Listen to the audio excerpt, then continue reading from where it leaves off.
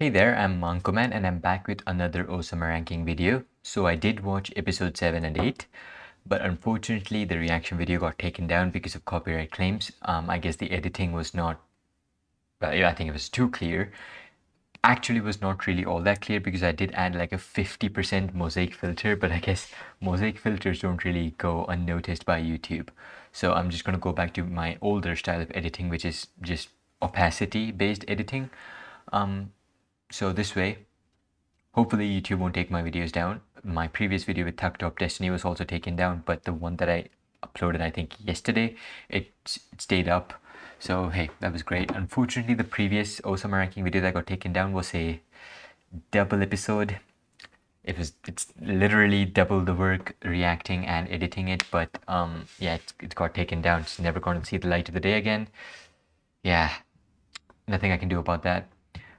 But if I had to talk about those episodes, episode 7 was very good.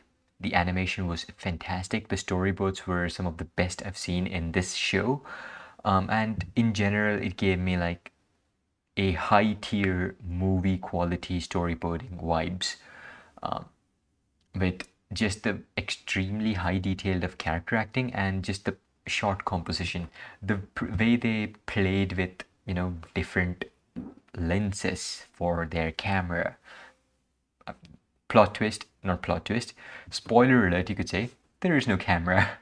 Everything is hand drawn, there's no camera in anime. Obviously, there's no one there filming this shit, so just this virtual camera that they have to imagine was done so well.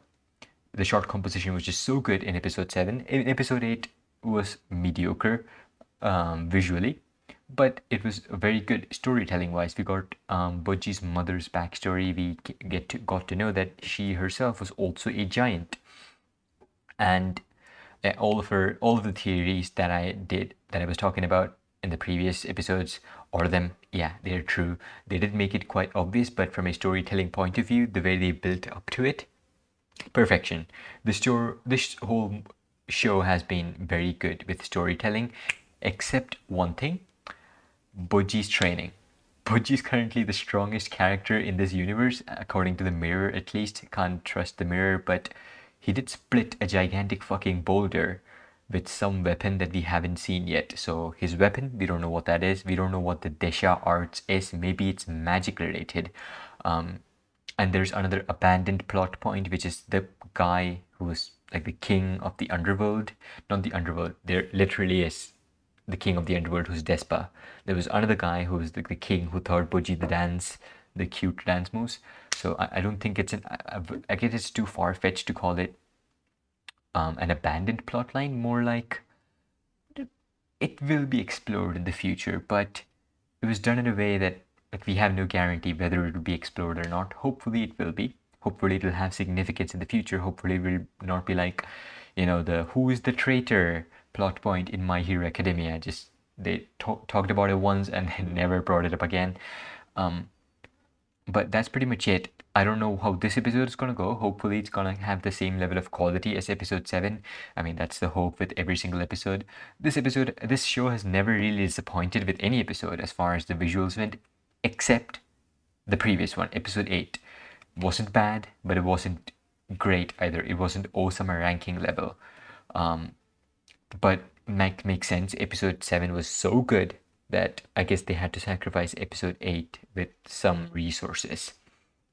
But well, episode 9 is here, and I'm very ready to watch it. Hope you are as ready as I am to watch it with me. Episode 9, Osama ranking 3, 2, 1, now.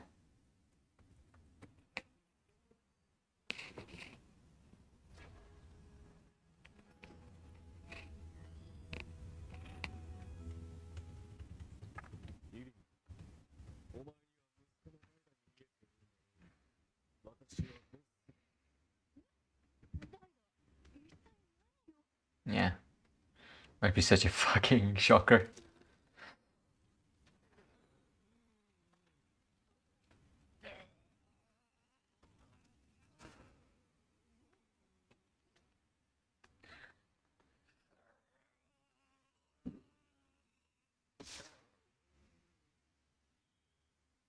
Can your son do that? Okay.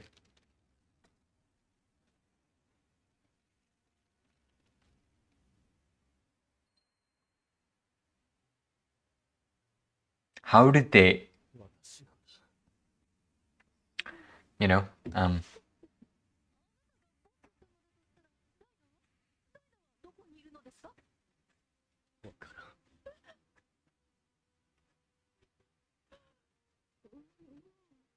yeah, it is back to that super high quality with the character acting and stuff.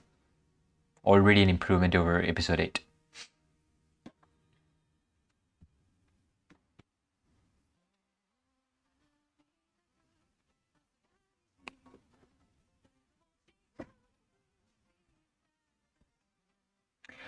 A thing I haven't noticed is whether that's a real crown or the cloth cloth crown that Kage made for Boji. Which one is he wearing in the opening? I don't really know.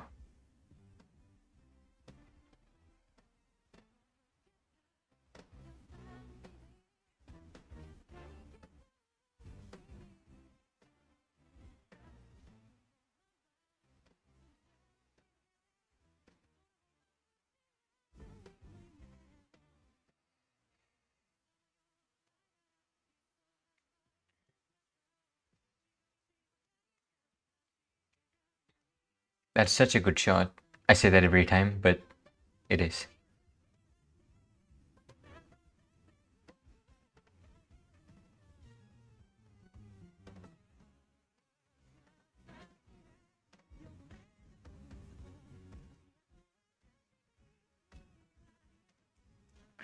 The slight bit of vibrations in his hair.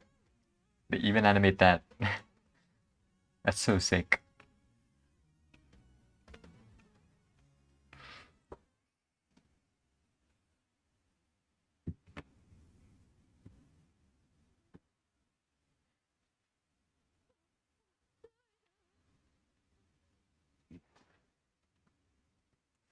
They are seriously going on with this plan?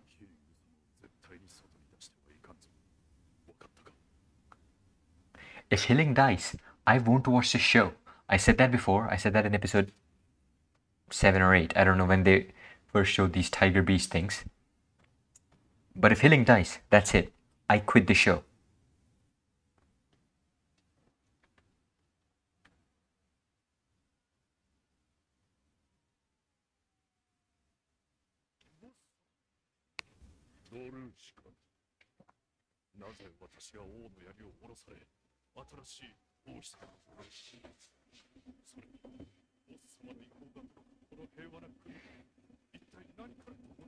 From King Bosse, apparently.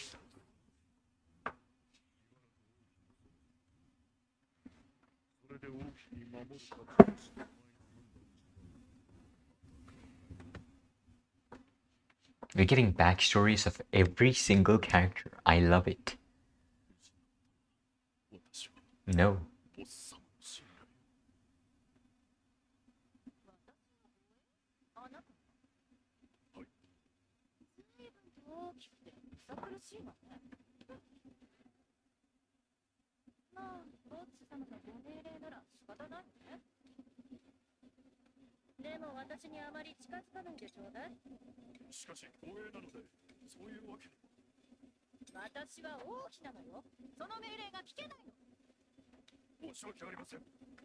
The person I'd give the order to protect the person I love the most would be my most trustworthy person ever, right? So it's not like the king has lost trust in him. No, he's just cute.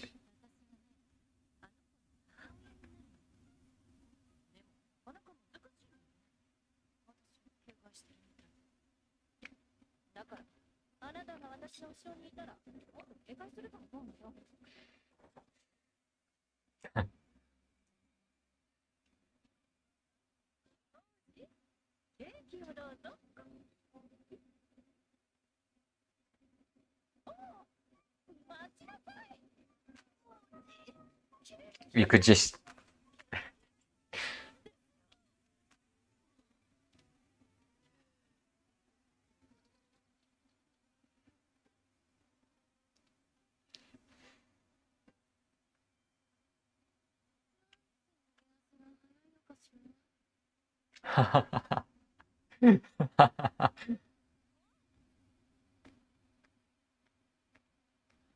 He wants cake, just not from you. Back when Boji didn't realize that. Back when Boji didn't believe in queen healing supremacy.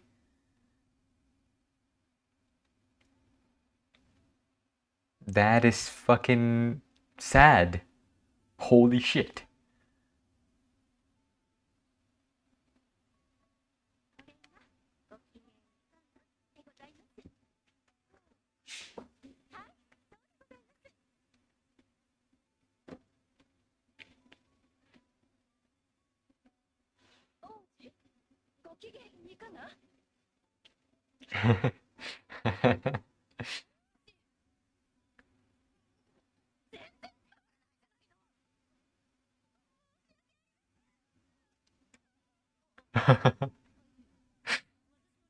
I guess it's her pride as her queen that she's not getting on her knees to do it.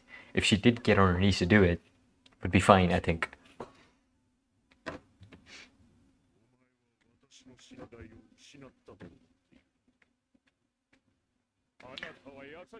The sigil in the background.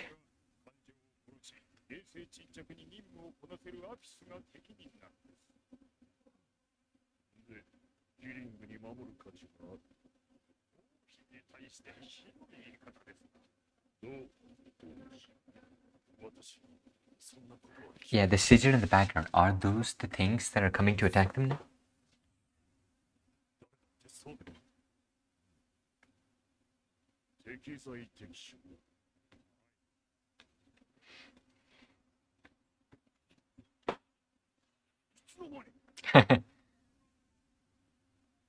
She healed the snake.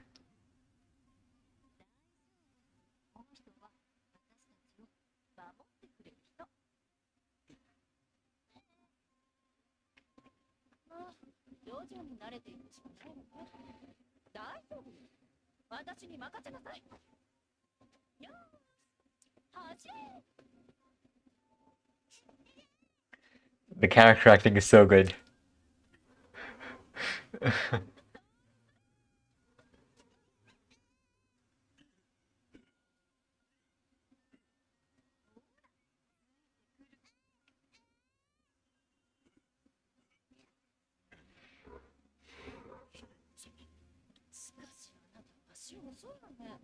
I noticed. He's slow as fuck. But he's the strongest one. Okay, it's a different animal from the sigil. Don't die now. Wow. I am watching that again.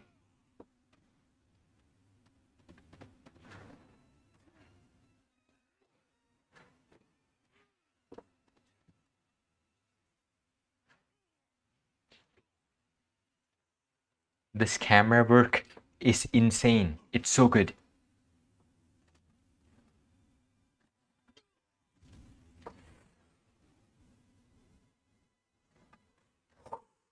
Okay.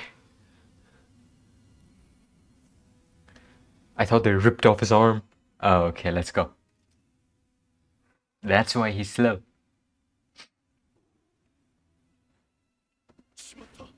Wow.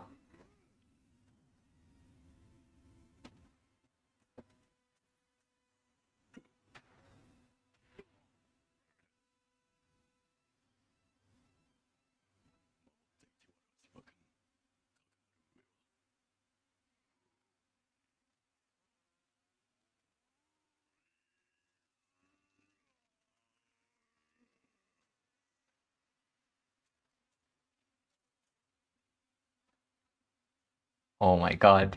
This is so good. Ah. Are you gonna give these things a backstory too? So that I feel bad when Dorshe fucking destroys them?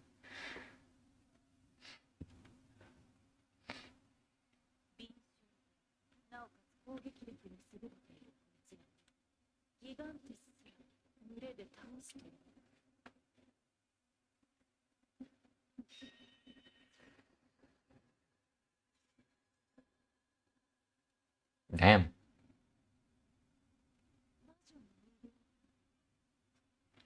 She's a witch.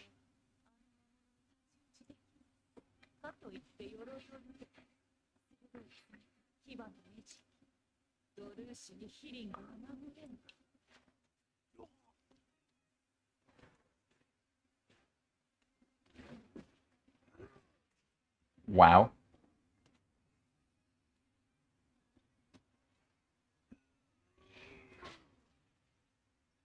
Love the inky lines.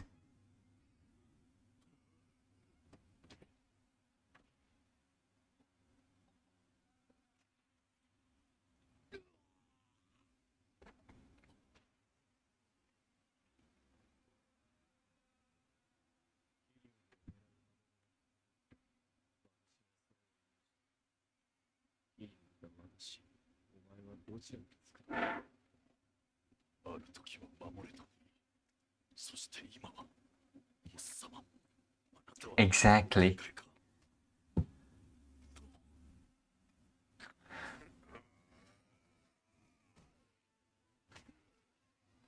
Let's go, Dorshe.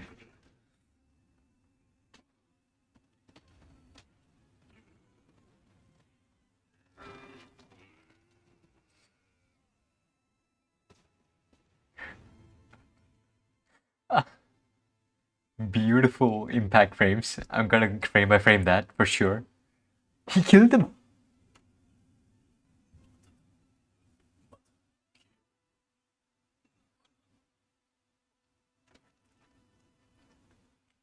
Wake up healing.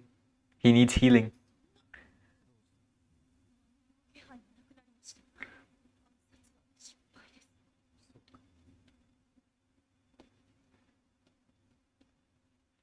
I hope someone heals him. I hope healing wakes up to heal him.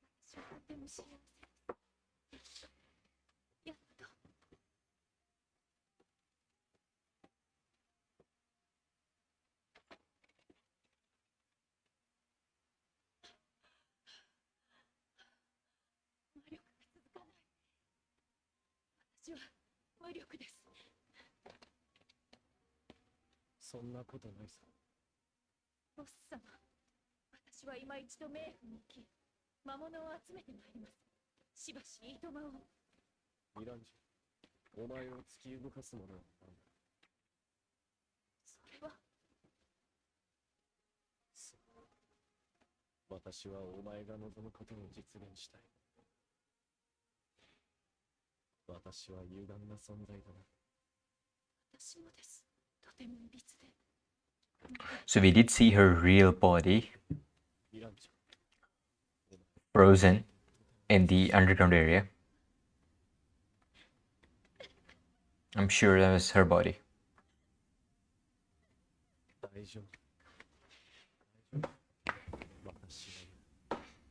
Like, now we know that it can't be.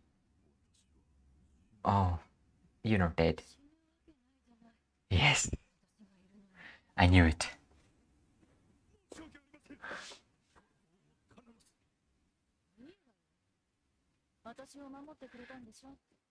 Is her name a pun?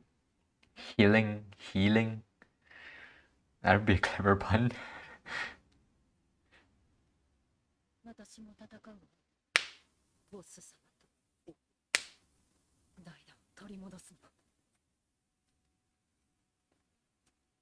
Damn, she's such a good mother.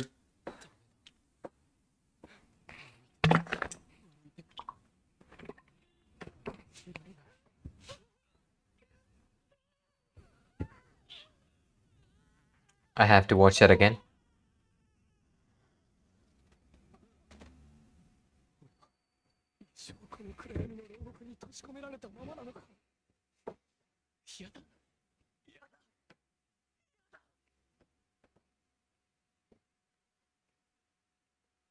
び冥府へ。つわものを私の配下にし、ボッス様と私の新しい時代を。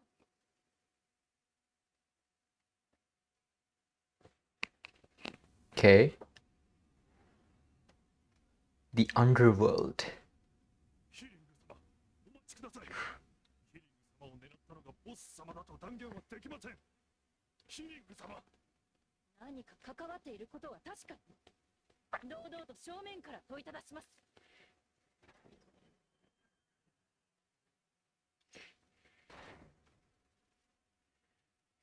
ヒリング様。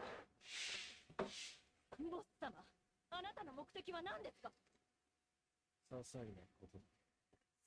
なこと、それは一体何ですか？代打を乗っ取ってまですることとは。我が子である代打を。確かにそう。そんなに冷静でいられるのですか？まるで人事のように。あなたは死んだのです。代打を返しなさい。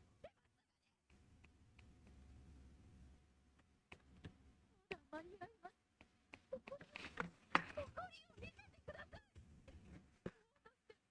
何を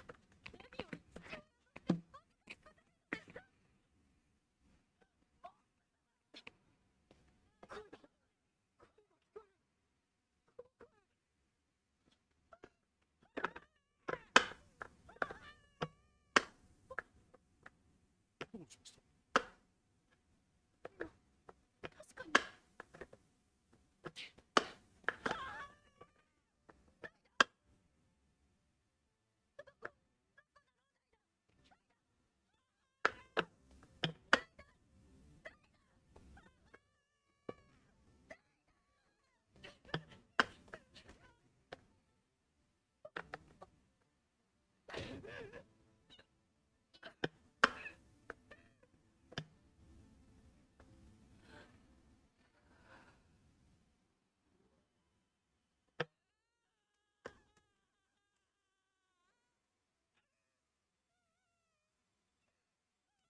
I have so much to talk about, but I don't want to talk. I just want to watch.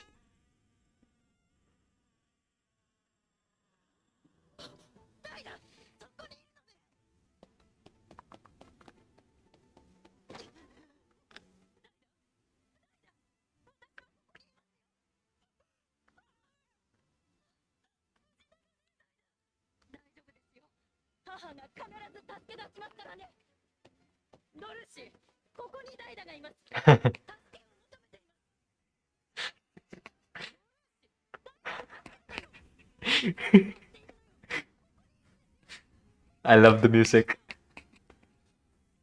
Perfectly suits this scene.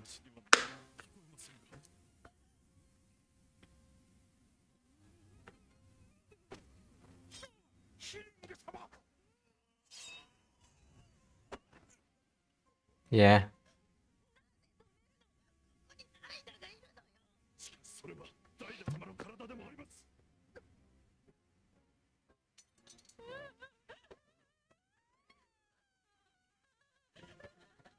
ドルシー。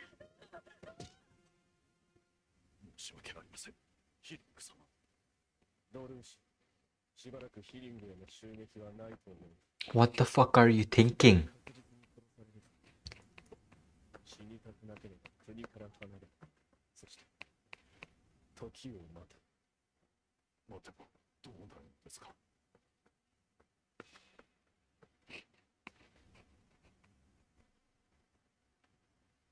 私の流れに身を任せるだけだ。行け。 You're only going with the flow?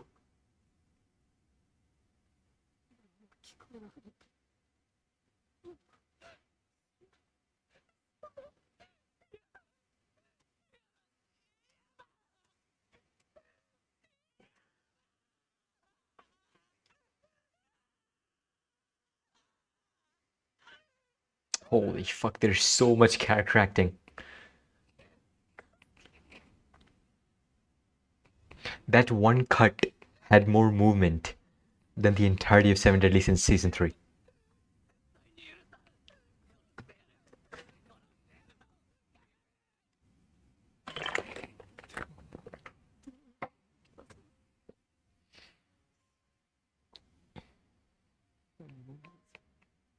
聞こえない押し寄せてくる不安とアニメの世界こんな感じなのか Yeah, you can't hear anything. Wow, that's another fantastic. Wow, this show is so good. Ah, the show is so good. So much to talk about too. I have to go over the whole episode.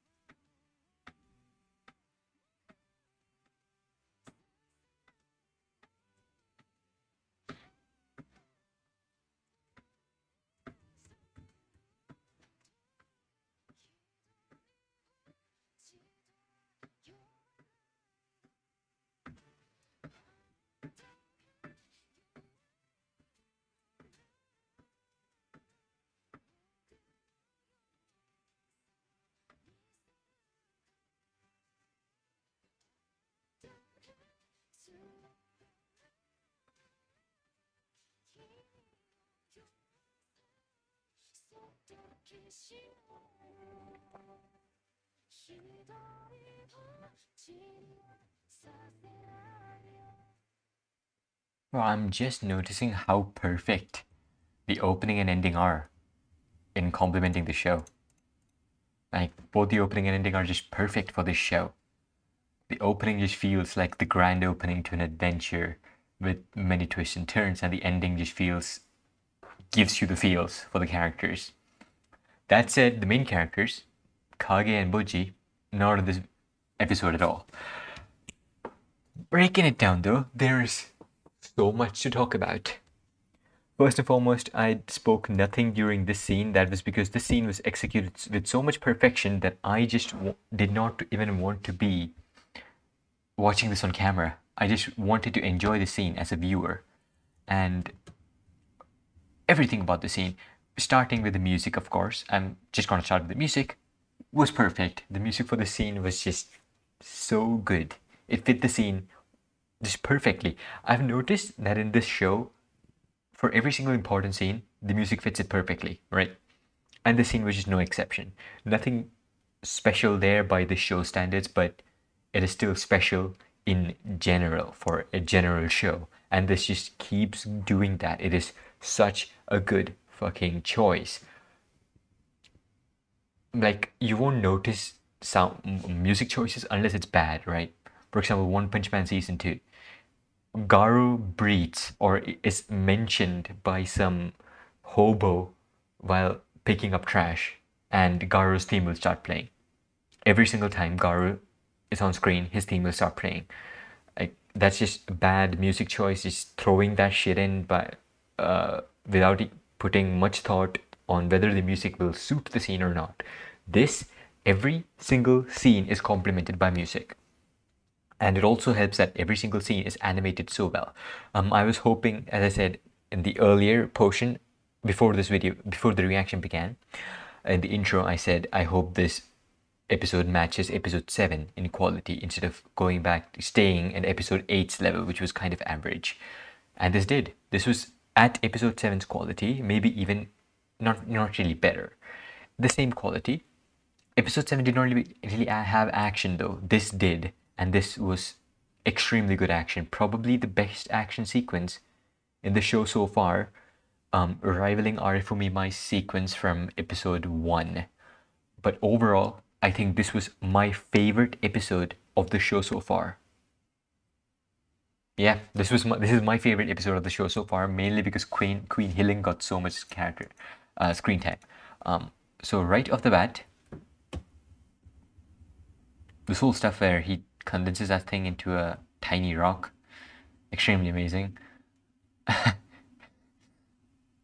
Again, I still don't understand how they. I know you know what I'm talking about. She's literally the size of his dick. maybe even smaller, right? Like, she could fit in the palm of his hand, maybe. Yeah, she could kind of fit in the palm of his hand. How did they fuck? How was Data born?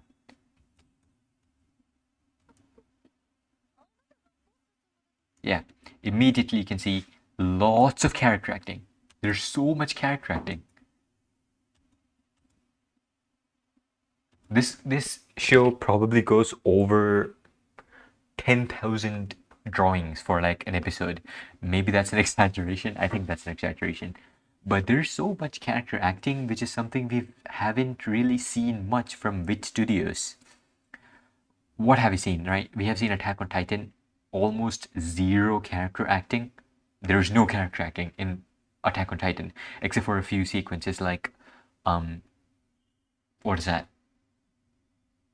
Armin's speech in season 1, which was animated by Arifumi Imai, who is the assistant director of this, and you can see that. Then there's Vinland Saga. Again, no character acting, but it makes sense in the case of Vinland Saga because the character designs are so complicated, so highly detailed, that animating them frame by frame does not make much sense. Vivi had a good amount of character acting, but also did not have much character acting in it. It was like a balance in whether, depending on the scene. And this show, every scene has character acting except for the previous episode, which was I probably should not mention that because it was like an anomaly. Maybe because it was in between two episodes that were masterpieces. And the opening, the thing I noticed in the opening, of course, that look at the hair. That thing is actually bouncing. They animated hair bouncing. Yeah, just 4 extra frames of drawing a hair bouncing. The thing is, it's easy to do, right? It's just hair, just wiggling hair. There are no smears or anything. But just the fact that they went out of their way to do it, no one would really notice that. If you did not move, if that hair did not move, right? No one would really care. But for people who do care, people who do notice it, it just adds another layer to just another layer of appreciation. I have so much respect for the creators of the show. They're just going way too hard with this one. And yeah, this fight, absolutely fucking insane. The first cut was phenomenal. The storytelling, again, and I would say an underrated component of the show for me, because I keep talking about the visuals and the music because those are perfect, but the storytelling is also up there. It is so good. Bus, again, I thought he was going to be a throwaway character. I'm sure everyone watching the show thought he was going to be a throwaway character, but somehow he's like the main antagonist.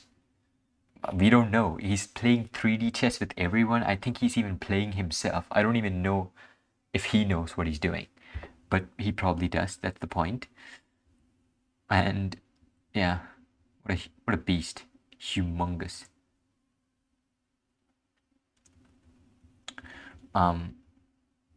Again, this scene, right? She's facing Butchie, a kid. She's like looking down on him. She's not wearing a crown, but she's wearing a crown in her heart. She has to harden herself to be the queen, and the queen needs to look and act a certain way. But every time she sees that face on Butchie,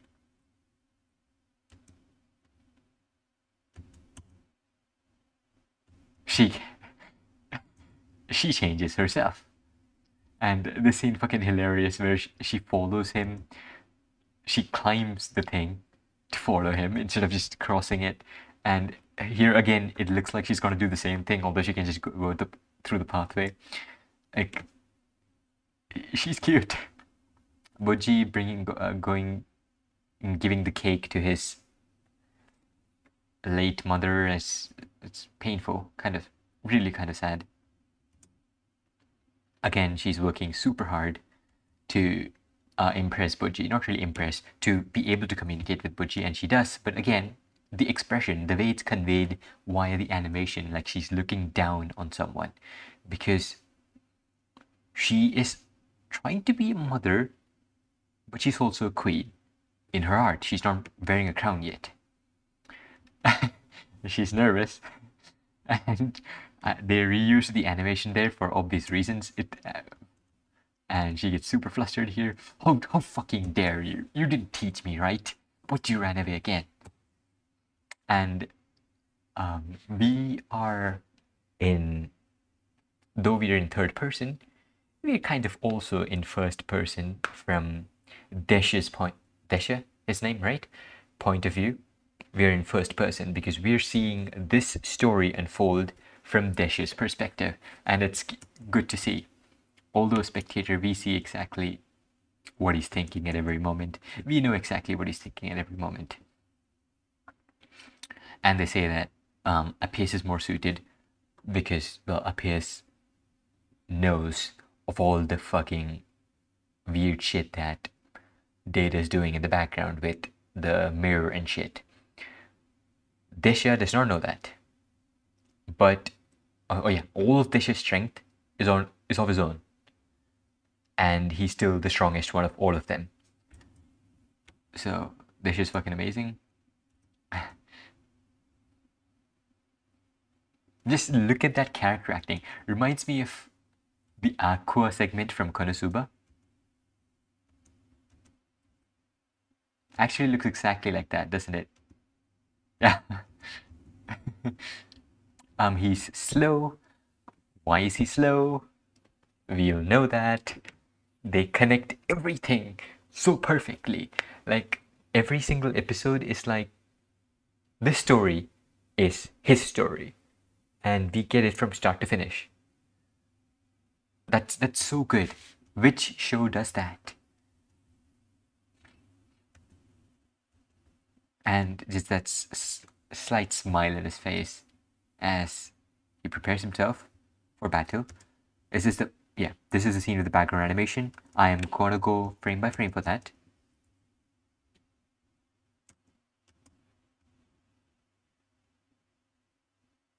Holy fuck, is that animated in once? Up until then, it's animated in once. So, background animation, for those of you who don't know, is where the background is moving, it's animated. Most studios do it with CGI because people apparently don't seem to care if the background is CGI. Ufotable is a good example for that. Their backgrounds are almost exclusively CGI, and it's good looking CGI, so no one really gives a shit as long as the foreground looks amazing, which it usually is. But 2D background animation has its own charms, which is it looks fucking amazing. It looks more impressive to me than 3D background animation, and this is amazing. One thing I am noticing is that the background is animated in twos, while the foreground is animated in ones. So twos and ones, again, twos means one drawing will last for true frames. So for 1 second in 24 FPS, there will be 12 drawings. And ones means one drawing will last for 1 frame. So in 24 FPS, which is the standard FPS for every cinema or video, 1 second will have 24 drawings, 24 unique drawings. So here, like, when this is start, this is 9 at 7 seconds.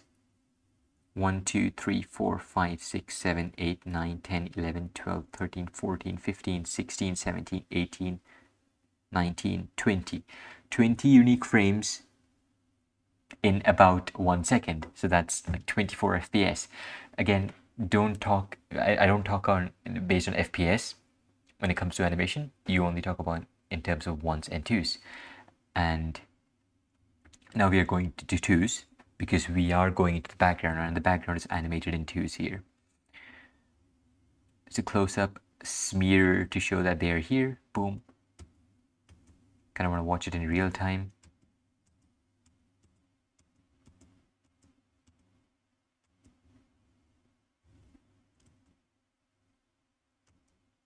Look at that character acting. Like, so much emotion and power conveyed there. Like, he pushed all 3 of them back. Again, a feat that And this thing just runs forward. I thought it literally chomped his head off there, but no. This is too fucking powerful for that. Boom. That's an Arifumi Imai smear if I've ever seen one. He's definitely doing some corrections here. And already we see the other one just appearing into the frame from the background, and all of a sudden it's in the center of the frame. Boom. I love those smears.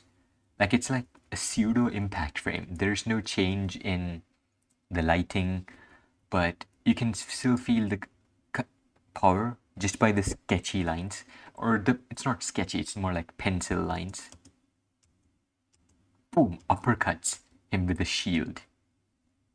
Uppercutting a giant fucking horned wolf dog with a shield. Nothing gets more badass than that. Bites his leg off.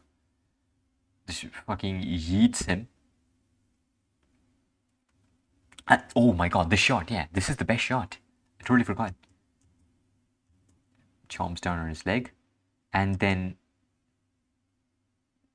boom, we're in first person. That is so impressive. That is so smoothly done. Right?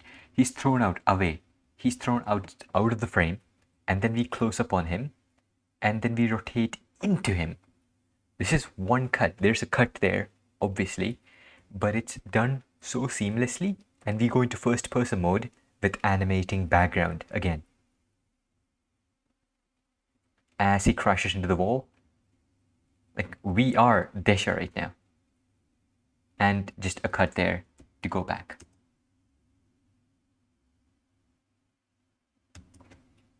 Incredible, incredible, so good. I hope I won't get copyright claimed for that. If I do, then oh my god. Again, super heavy on smears. Just this small detail, right?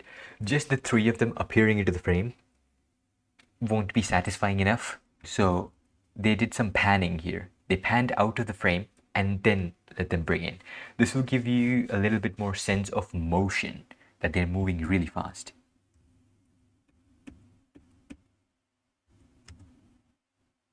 There. It gives more motion, sense of motion, when the background is also moving. Even if it's just panning. And I thought for sure that he got fucked here, but he's wearing armor. And that's why he is slow. Because my man is wearing a fuck ton of armor.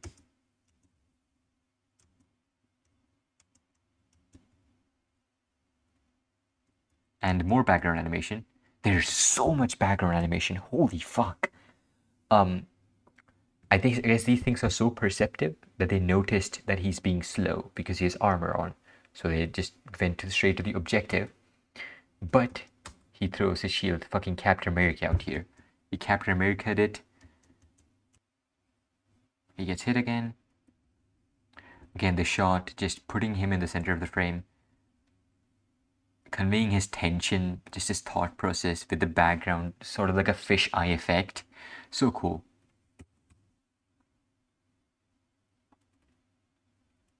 He sheds his armor, rips it off of his jacked ass body. These smears look... Whose smears do these look like? Yoshimichi Kameda? Yoshimichi Kameda smears would be more inky, not really line work type like this. And the debris animation is also really cool. It's not Arifumi Imai. It could be. I mean, he's touching on almost all scenes here, right?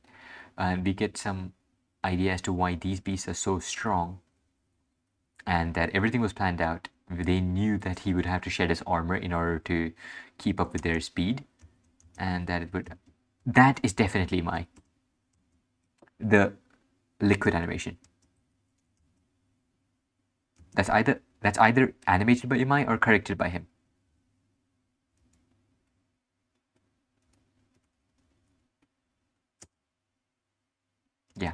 Yeah, that has to be Imai or corrected by him.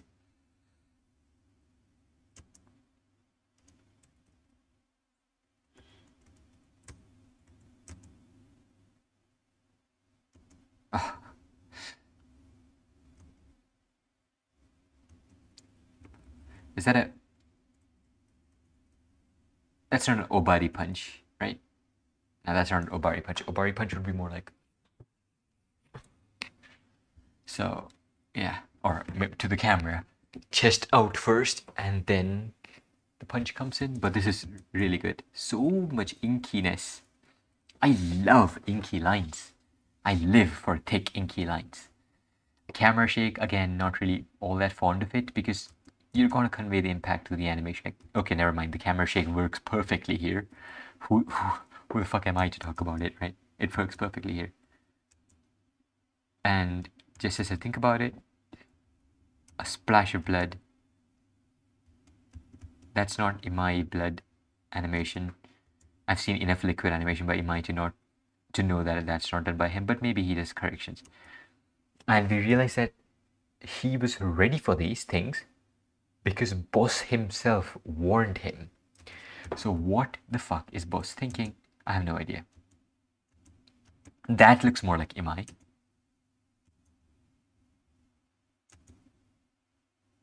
What a fucking badass.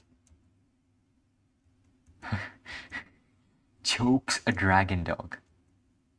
That convey of impact was so good. Every single convey of impact is so good.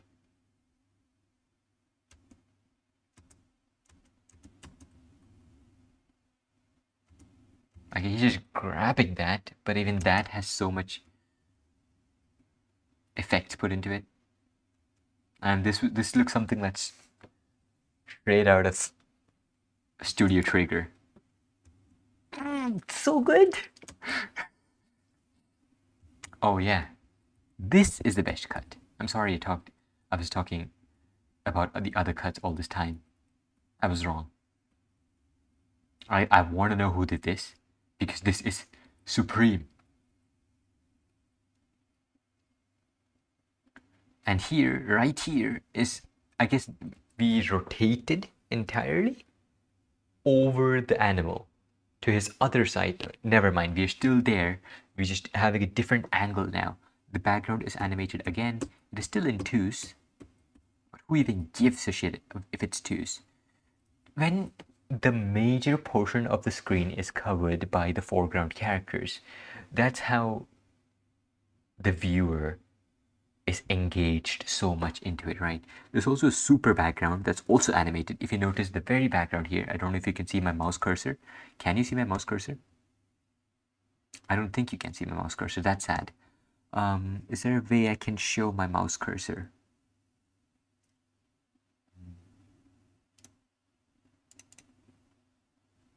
Capture cursor is on. I hope you, I'm just gonna hope you can see my mouse cursor. I'm talking about the window, and behind the window you can see like a tower and like buildings. It does not need to have detail. It's the super background. And even that is animated.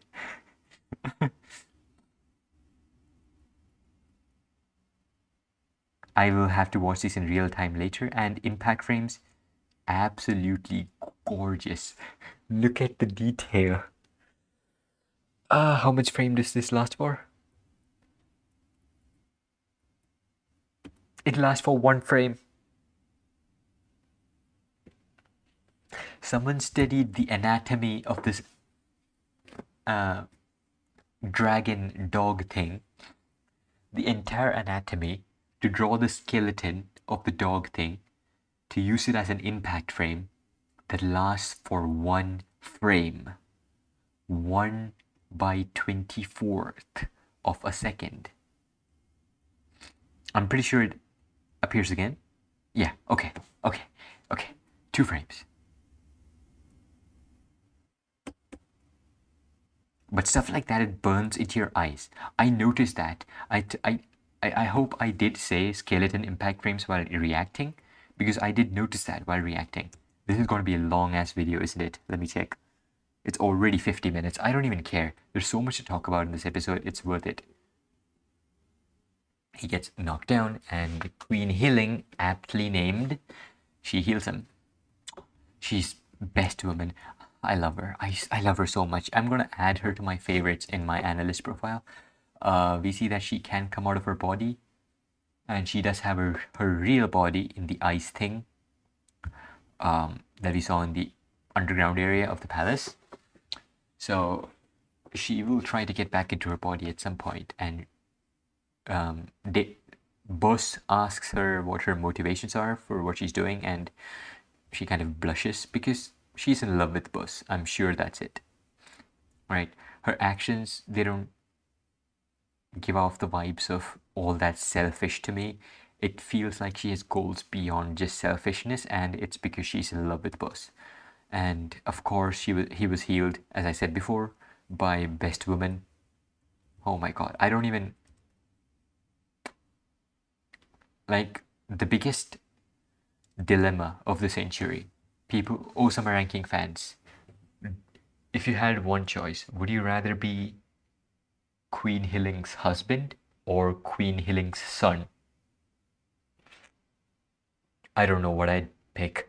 Maybe husband because she's fucking smoking, and if that means I get a son like Boji, plus plus for me. But having her as a mother obviously won't be a negative point. She is best mom. This whole segment was absolutely phenomenal. The despair conveyed in just a few scenes. His head is big here, just an upward, just use beard angles, right? That's all you need to do.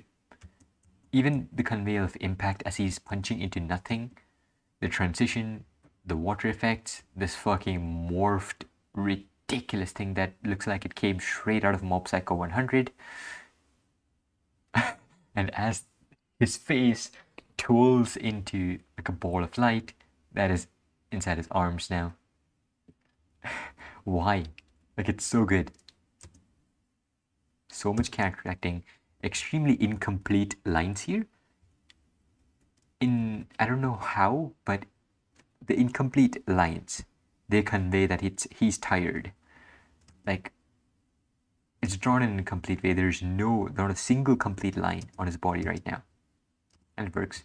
And this area, I'm pretty sure this is where I saw Kagami's real body. Another casual rotation shot. Because why the fuck not? Why the fuck not add good animation when you can? Right? They're fucking flexing. Such a hard flex. They go into the underworld. Is this the same underworld as Desha's underworld? Not Desha. Despa's underworld? Or is it a different underworld? Maybe they're gonna go to meet Burji? Yeah, maybe that's it. But anyway, this scene.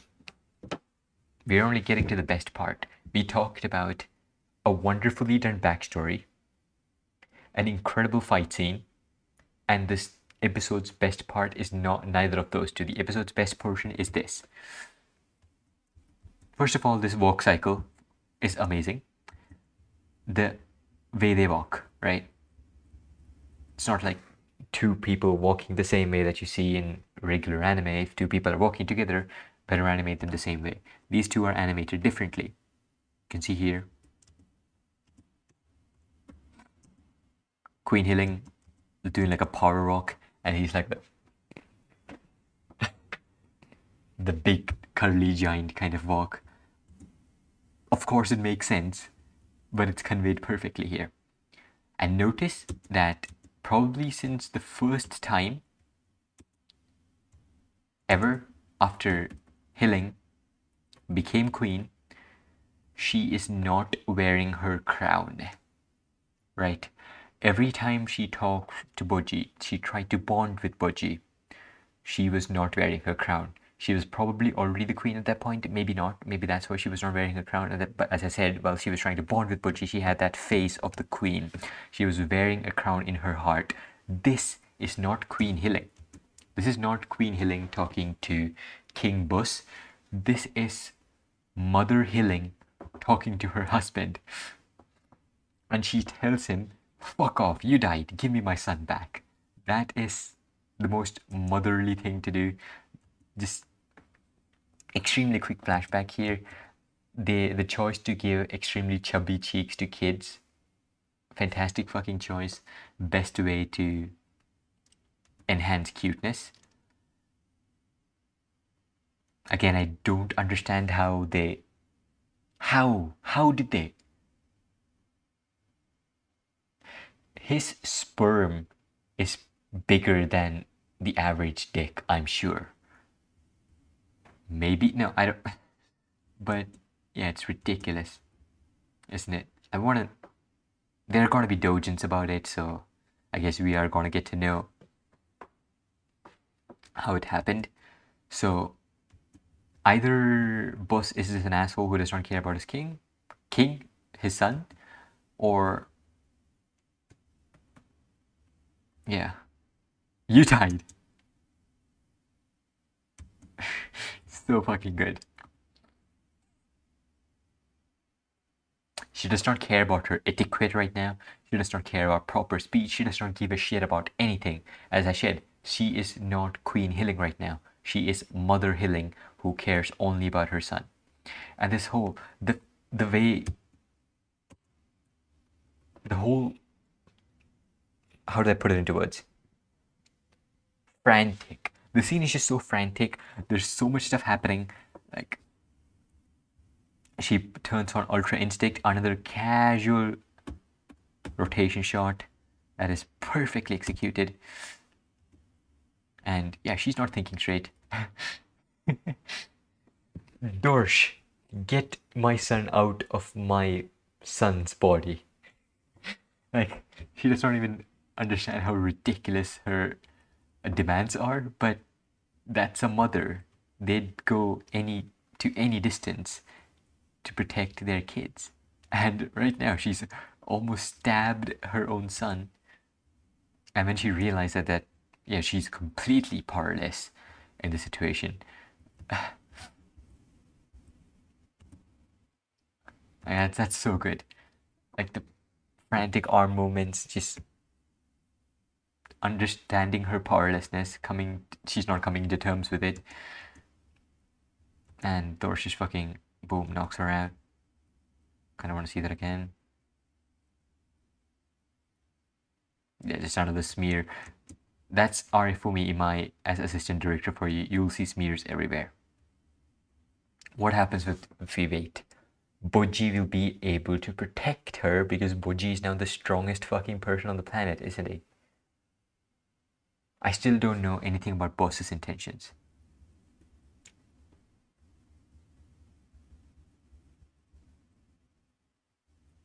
I'm only glowing with the flow myself. What does he mean?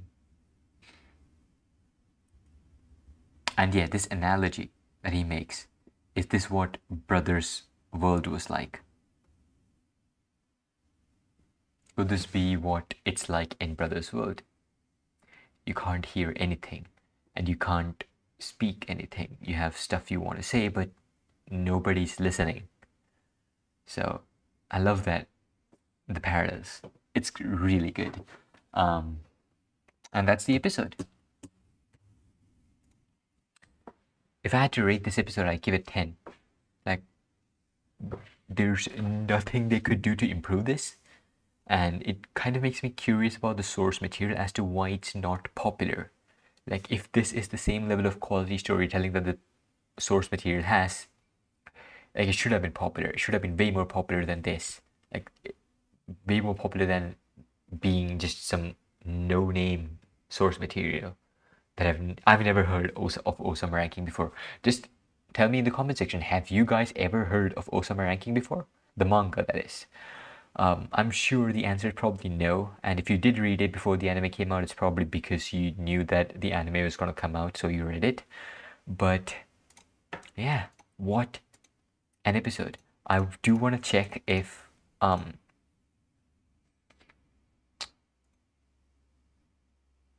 yeah, it is on Sakagaboro. Fucking Toshiyuki Sato, what the fuck? It's presumed, so it's not confirmed. So Toshiyuki Sato is presumed for the scene where boss breaks the fucking tree log.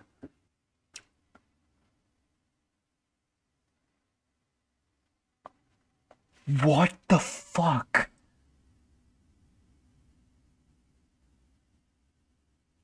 Toshiyuki Sato, Hirofumi Masuda, Takeshi Manemi, Koki Fujimoto, Yoshimichi Kameda, Arifumi Imai. What the fuck is this show? And Itsuki Tsuchigami. I've heard of him before as well. Yurika Nakanishi, never heard of him before, but really cool cut. Itsuki Tsuchigami did the first cut that was super impressive with the background animation of the fight scene. Takeshi Manemi. I'm almost tearing up because of how good this is. I am tearing up, but that's mostly because of the fucking light. Takeshi Manemi, if I am not mistaken, did yeah, he did Tucked Up Destiny. He's the one doing in Tucked Up Destiny right now. He's doing really well with the Kameda inspired cuts. Hirofumi Masuda did the blood effects that looked like Arifumi Mai stuff, but apparently Hirofumi Masuda was the animation director for this episode. Okay. And Yurika Nakanishi, another cut. Yoshimichi.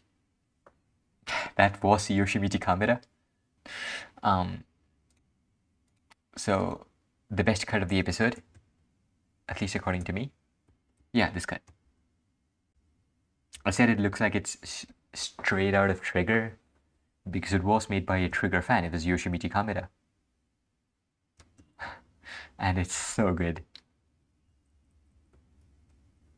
It was Yoshimichi Kameda. And the other one that I thought was, I said it's Kameda. I thought it was Kameda because of the line work. It was Takeshi Manemi. Takeshi Manemi does Canada-inspired animation similar to Yoshimichi Kameda. So that makes sense. Man, Yurika Nakanishi, bunch of cuts. Koki Fujimoto, how the fuck is he animating in this? Koki Fujimoto, if I'm not mistaken, the Jujutsu Kaisen animator, right? Yep, Jujutsu Kaisen, My Hero Academia. The trailer. What the fuck was it? Chainsaw Man trailer. But mostly, he did so many cuts that it's hard to pick one. Koki Fujimoto. Black Flash. The first Black Flash. Koki Fujimoto is the one who animated it, and it was so fucking good. It was fantastic. I'm pretty sure everyone has seen Jujutsu Kaisen at this point, and he did the scene with the Black Flash, and my god, was it amazing. You probably remember how good it was. So, this is my pick for the best animated episode of this season so far. It dethrones any episode made by Tucked Up Destiny. It dethrones Mushoku Tensei's previous episode. This was better. So this is Ousama ranking episode 9, and it's the best animated episode of this season so far. The best animated episode in this show so far, definitely. Just the ridiculous amount of staff working on it is it's just crazy. Which scene did Arifumi Mai animate? Okay, the character acting segment. The one with the crazy nightmare segment with extreme smears was Arifumi Imai. He's giving the spotlight to younger animators. Not younger animators. Yoshimichi Kameda is not necessarily young.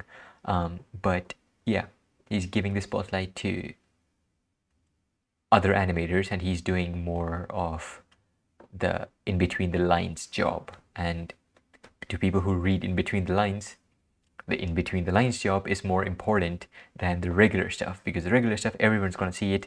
It's amazing. It's always been amazing in the Ousama ranking, and the in between the lines stuff is also extremely incredible because Arifumi Mai's assistant director, he's so good. He's doing a fantastic job, and he has an incredible career ahead of him as a director of many franchises because people respect him and people are willing to follow him, as we saw in this episode. But this was probably because of the assistant animation director. Am I bleeding? I'm bleeding. Fuck. Totally different tangent. I always bleed through the gaps in my nails after I cut them.